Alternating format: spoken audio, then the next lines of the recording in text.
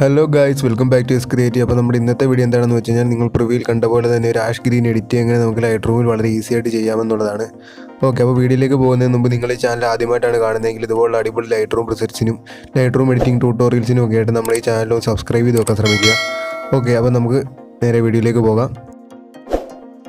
Okay, അപ്പോൾ ഞാനിവിടെ edit ചെയ്യാനുള്ള ഫോട്ടോ എടുത്തിട്ടുണ്ട്. ഫസ്റ്റ് തന്നെ ലൈറ്റ്സിലേക്ക് പോവുകയാണ്. ലൈറ്റ്സിലേക്ക് വന്ന ശേഷം എക്സ്പോഷർ എന്നുള്ള ഒരു 0.15 സെറ്റ് ചെയ്ത് കൊടുക്കുകയാണ്. ഓക്കെ, അതിനുശേഷം കോൺട്രാസ്റ്റ് എന്നുള്ളൊരു 40 സെറ്റ് ചെയ്ത് കൊടുക്കുകയാണ്. ഓക്കെ, അതിനുശേഷം ഹൈലൈറ്റ്സ് എന്നുള്ളത് ഒരു 12 ആക്കി കൊടുക്കുകയാണ്.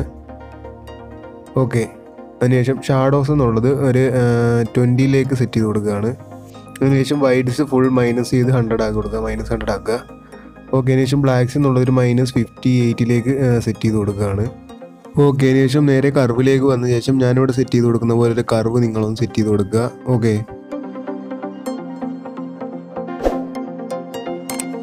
ഓക്കെ, അതിനുശേഷം നേരെ ലൈറ്റ്സിലേക്ക് വരികയാണ്. ലൈറ്റ്സിലേക്ക് വന്ന ശേഷം ടെമ്പറേച്ചർ എന്നുള്ളത് ഒരു 40 സെറ്റ് ചെയ്ത് കൊടുക്കുകയാണ്. ഓക്കെ, അതിനുശേഷം ടിൻ്റ് എന്നുള്ളത് ഒരു 42 സെറ്റ് ചെയ്ത് കൊടുക്കുകയാണ്. ഓക്കെ, അതിനുശേഷം നേരെ വൈബ്രൻസിലേക്ക് വരിക. വൈബ്രൻസ് ഒരു 35 സെറ്റ് ചെയ്ത് കൊടുക്കുക. ഓക്കെ, അതിനുശേഷം സാച്ചുറേഷൻ എന്നുള്ളതൊരു -22 ആക്കി കൊടുക്കുകയാണ്. ഓക്കെ, അതിനുശേഷം നേരെ കളർ മിക്സിങ്ങിലേക്ക് വരിക. കളർ മിക്സിങ്ങിലേക്ക് വന്ന ശേഷം ഞാനിവിടെ ഓരോ കളർ സെറ്റ് ചെയ്യുന്ന പോലെ തന്നെ അതിൻ്റെ ഹ്യൂവും സാച്ചുറേഷനും അതുപോലെ തന്നെ അതിൻ്റെ ലൂമിനൻസും സെറ്റ് ചെയ്ത് കൊടുക്കുക.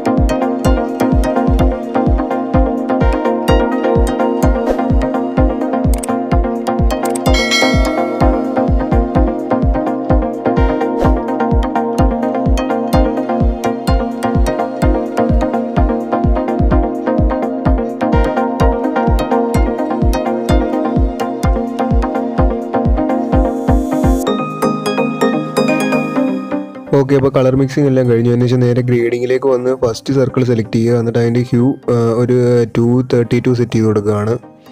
ഓക്കെ, അതിനുശേഷം അതിൻ്റെ സാച്ചുറേഷൻ എന്നുള്ളൊരു 27 സെറ്റ് ചെയ്ത് കൊടുക്കുകയാണ്. ഓക്കെ, ലൂമിനൻസ് 0 തന്നെ വെച്ചേക്കുക.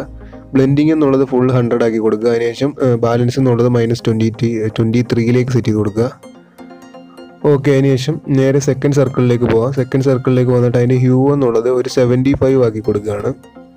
ഓക്കെ, അത് മതി. അതിനുശേഷം തേർഡ് സർക്കിളിലേക്ക് പോവാം. തേർഡ് സർക്കിളിലേക്ക് വന്നിട്ട് അതിൻ്റെ ഹ്യൂ ഒരു 231 സെറ്റ് ചെയ്ത് കൊടുക്കുകയാണ്. ഓക്കെ, അതിനുശേഷം അതിൻ്റെ സാച്ചുറേഷൻ എന്നുള്ളത് ഒരു 31 സെറ്റ് ചെയ്ത് കൊടുക്കുകയാണ്. ഓക്കെ, അതിനുശേഷം അതിൻ്റെ ലൂമിനൻസ് എന്നുള്ളത് ഒരു 19 സെറ്റ് ചെയ്ത് കൊടുക്കുകയാണ്.